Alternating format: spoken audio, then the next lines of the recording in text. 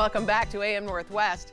He's the brilliant mind behind some of television's most beloved shows. Here on this Golden Girls Day, to share more stories from Hollywood sets, we welcome back the author of The Girls, From Golden to Gilmore, producer, director, and screenwriter Stan Zimmerman. Great to have you with us. I'm great to see you in person. I just saw you in a box on Zoom on Valentine's Day. But now and you're even more gorgeous in person, I must you're say. kind. You're so kind. are you a Blanche, a Rose, a Dorothy, or Sophia? I'm going to honestly say I think I'm a Dorothy. Really? Yeah. I'm going to go with Blanche, but why Dorothy?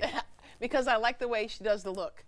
You know, sometimes so we invented that look. Yes, tell me about that. Yes, so normally actors have jokes that they have to say, and we were sent off. We were mere children on the show, and they said, go off and write 5 jokes for Dorothy's character, and then we have to go in and pitch them to a room full of writers, very experienced writers. Right. So we're coming up with all these different jokes, and then we realized she's B. Arthur. She doesn't need lines. She doesn't. All she has to do is look at someone. Look at somebody. So we created, she shoots a look.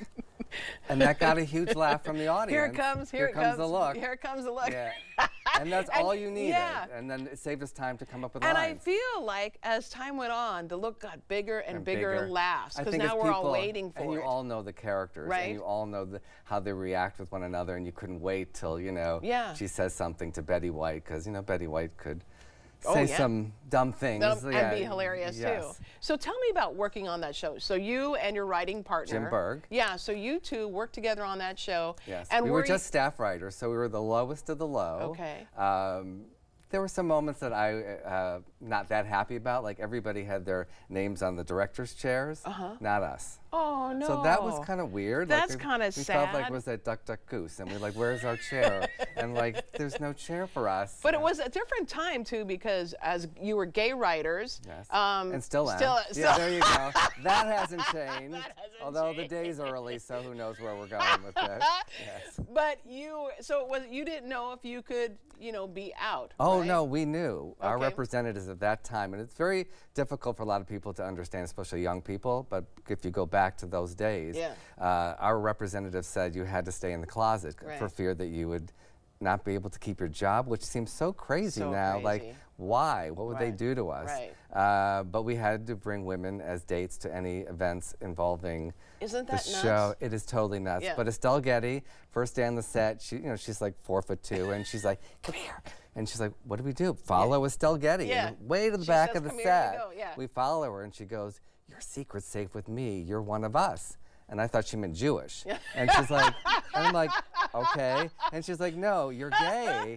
And she wasn't gay, but she was an ally because she had done Torch Song Trilogy with Harvey on Broadway. Oh, right. And, so she was really one of the first allies and spent a lot of time when she wasn't doing Golden Girls doing benefits to raise money for AIDS patients. Isn't that something? But it was really interesting. I got to talk with her kids in the past couple of years. And back then, we didn't know what that disease was. So she would bring chicken soup to the hospitals thinking that was going to cure them. Oh, how sweet is that? So Yeah. sweet and so lovely, and I miss her. I just love when she would call me and just, be like a Jewish mom to me. And did she show up at your 30th birthday party? Shocking. I saw this very little person, and I'm like, oh my God, it's Estelle Getty. And because that was years after the show was off the air, but we kept in touch. How sweet is that? Well, that she was just a good person. She was a really good person. So you grew up with strong women. So this is probably why you were able to write for Golden Girls, I'm thinking. Yes, a strong grandmother, mother, and sister, which is interesting because Gilmore Girls is that same kind of setup. Yeah. And my grandmother was kind of the matriarch. I called her kind of the Rose Kennedy of our family.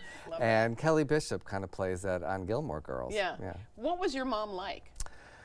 You're going to make me cry now, but she was my best friend and my cheerleader, and really She knew you were going to be a writer. She knew, She knew. Or a comedian? She thought I was going to be an actor, and she really fought very hard to get me to, she said, if you want to go to NYU, and it cost a lot of money, she said, you have to tell me this is something you really want to do, and we'll find the money. Right. Wow. So I walked back to my bedroom. I sat on my bed, probably 5 seconds, and I ran back and I said, I have to do this.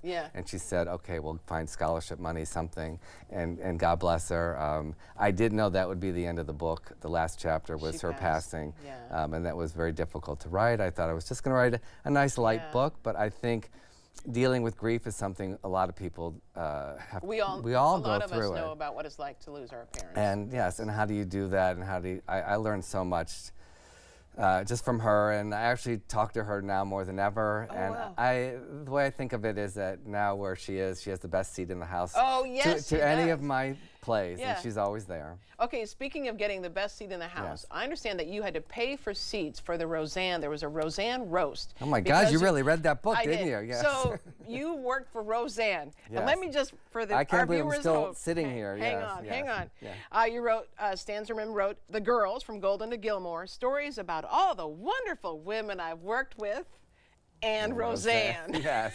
So that was a big fight with my publishers. It's funny. Because I wanted that on the front cover, Yeah. and they're like, "Oh my God, what if she gets mad?" Right. And I'm like, "Okay, let's get bring it it." on." You know, I think I could take her now. At the time, I was so scared of her. Yeah. I really respected what she was doing with that show because really not since the days of Norman Lear, where there's a show about real Americans struggling, finding Right. money in the couch, you know, Right. to get by. And I mean, Norman Lear changed my life. So that's why I really wanted to be a part of the Roseanne show. But then I got there, and there was so much fear, and people said, "Don't let her see the whites of your eyes or she'll fire you." So we went down to No, someone really said that to you. Someone Yes, really said that they to said you. that to us. And there have been so many people fired from the show. So I got on set, you know, and holding the script shaking, you know, and I found the biggest, tallest man, and I stood there. And it wasn't until we wrote the lesbian kiss episode, and she's like, yes. "Who the hell wrote this show?" Yeah. Can I say that in morning Yes, television? yeah. Okay. And everybody parted, and then it was like going to see The Wizard of Oz. You know, I was the scarecrow with the legs shaking, and she was, "This is funny. This is great." And And it turned out to be a huge deal on yeah, TV at the a time. huge deal. I mean, the network, the studios, nobody wanted to put a show on that dealt with that subject and have two women kissing. And it yeah. was just like It was just a 2 little kiss. seconds, yeah. And she fought for it, and God bless her and Tom Arnold. They said, if ABC doesn't put the show on, we will buy back the show and put it on HBO for a night. And they didn't have to do that, Yeah. and ABC relented and put it on, and the show was a huge rating success. The world did not explode. We No. all woke up the next morning, all fine. and here we are. Yes. Yes. Yes. But she was not, as you mentioned, not great to work with. I think she also, too, wasn't there a time where she gave all the writers like a number, a shirt, t-shirt? I should have worn that today. I still have the number 13 shirt. So one of the first days on the set, they said, Tom and Roseanne want you, all the writers, to line up in a row and to get a present. And then it started trickling down. There were 21 writers at that time. They wanted each one of us to wear the numbered shirt so they wouldn't have to learn our name. Isn't that so they terrible? could point at you and say, 13, you're fired. That's My terrible. birthday is October 13th, if anyone wants to send flowers. But so I didn't even think about what it meant. Yeah. I was like, get out of my way. I had to have that 13 shirt, Yeah. which I still have. And then I started hearing what it really meant. And then I'm like, wait a minute, that's not cool Isn't at that all. degrading? Absolutely It was degrading. that was the And then different also time. just little things like I just mentioned you were invited to the roast for Roseanne, Yes. but had to pay for tickets, and you're a writer on the show. And it's not like she didn't have a lot of money. Right. Like they made us go. They made Yeah. us buy the ticket. Yeah. And those roasts are crazy. I don't think I could handle it. Could you? To No. be made fun of like that? They're No. brutal. No, Brutal. I couldn't do I'm it. too sensitive. Yes. So I understand you like to be on the water. Yeah, yeah. I watched your show yesterday. Oh. You need to come on the Golden Girls cruise. Oh, Yeah, that so would be fun, Yeah, wouldn't it? we would have a lot of fun, I think. Yeah, I think that'd you and be I with good. some espresso martinis. Oh, yeah, yeah. 7 Out of- o'clock. I'll out of meet you there. I control. think we'd be out of control. So that's next March out of Okay, Fort we'll do it. Lauderdale. Yeah, We'll do okay. it. We have to have you back. Okay. We want to tell everyone again, the book is titled The Girls, Stories About All the Wonderful Women I've Worked With, and Roseanne. And Roseanne. Thank you so much, Thank you for Stan. having me. All right, we'll be right back with more AM Northwest. Don't go away.